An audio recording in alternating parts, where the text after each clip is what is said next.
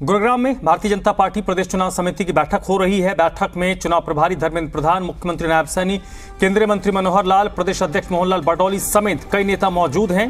बैठक के दूसरे दिन आज 17 जिलों की 72 विधानसभा सीटों पर पार्टी चर्चा कर रही है। आज चर्चा के बाद टिकट का पैनल बनाया जाएगा। उसके बाद हाईकमान को रिपोर्ट सौंपी जाएगी और उसके बाद भारतीय जनता पार्टी का जो शीर्ष नेतृत्व है, भारतीय जनता पार्टी की जो शीर्ष बॉडी है, उस पे टिकटों को लेकर अंतिम मुहर लगेगी।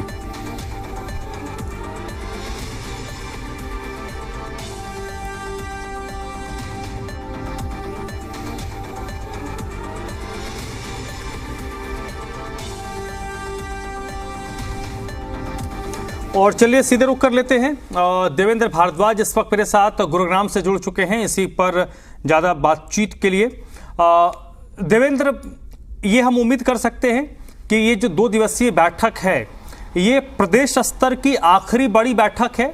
और इस बैठक में हरियाणा की सभी सीटों पर भारतीय जनता पार्टी की तरफ से 2 नाम हो, 3 नाम हो, 4 नाम हो, उन नामों का पैनल फाइनल कर लिया जाएगा और उसको सेंटर के पास भेज दिया जाएगा।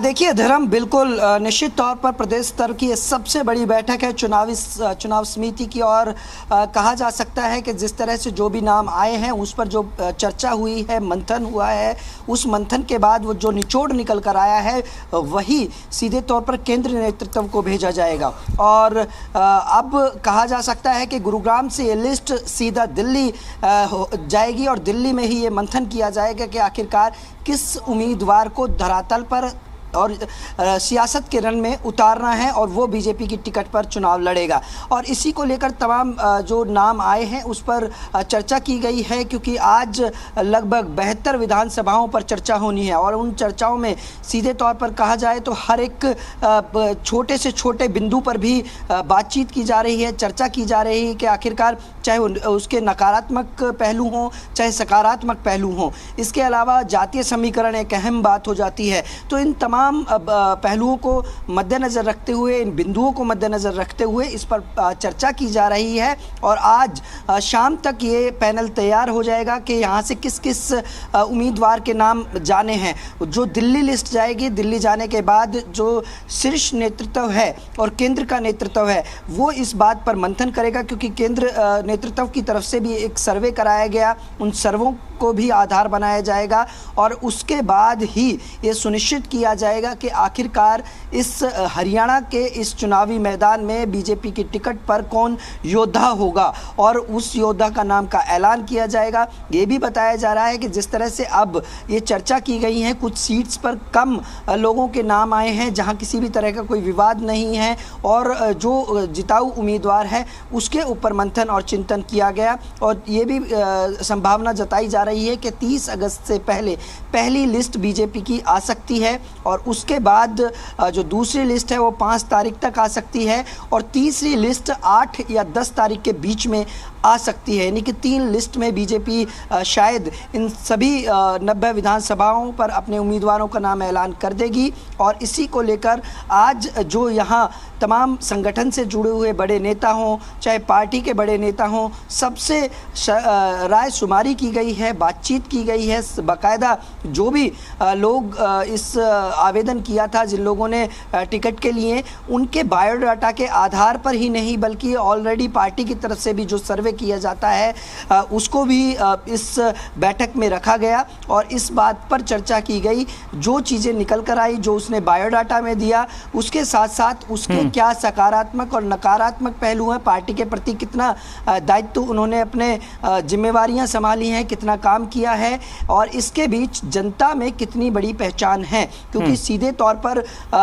कोई पैरासूट के मार्फत किसी उम्मीदवार को इस बार उतारने की कोशिश बीजेपी नहीं कर रही है और सीधे तौर पर विधानसभा के ही नुमाइंदे को उतारने की कोशिश करेगी और जिसका जनसंपर्क हो और जनता के बीच वो रहा हो, जाना चेहरा हो, इन तमाम बातों को मद्देनजर रखेगा। इसके अलावा सबसे महत्वपूर्ण बात यह है कि बैठक में जो परिचर्चा की गई तो ये लग रहा है कि इस बार नए चेहरे ज़्यादा होंगे और नए चेहरों के मार्फत ही इस सियासत के रण को जीतने की कोशिश बीजेपी करेगी। जी।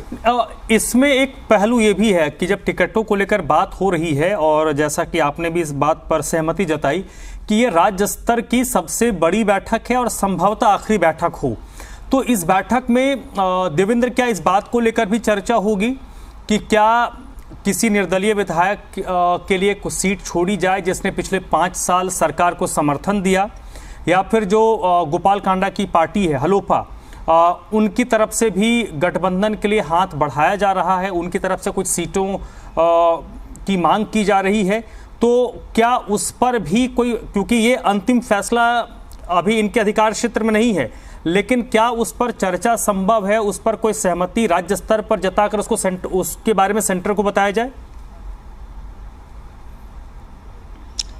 देखिए, बीजेपी इस बात को भली भांति जानती है कि फिलहाल जिस तरह से जो गठबंधन की बात हो तो उस पर अभी विचार विमर्श नहीं किया जा रहा है, लेकिन कुछ ऐसी सीट हैं जहां यदि ज़रूरत पड़ी तो बीजेपी गठबंधन कर सकती है। लेकिन फिलहाल बीजेपी की कोशिश यही है कि 90 की 90 विधानसभा पर अपने ही उम्मीदवार उतारे जाएं और उनको मजबूती के साथ उतारा जाए। यही नहीं, क्योंकि बीजेपी इस बात को भली भांति जानती है कि अब समय कम बचा है और काम ज़्यादा है, और यही कारण है कि 2 दिवसीय इस बैठक के मार्फत ये सुनिश्चित कर लिया जाए, ये समय सीमा तय कर ली जाए कि कब तक हमें उम्मीदवारों को मैदान में उतारना है और उनके प्रचार प्रसार के लिए जो कमेटी गठित करनी है, जो स्टार प्रचारक होंगे उनके मार्फत कहां-कहां आपको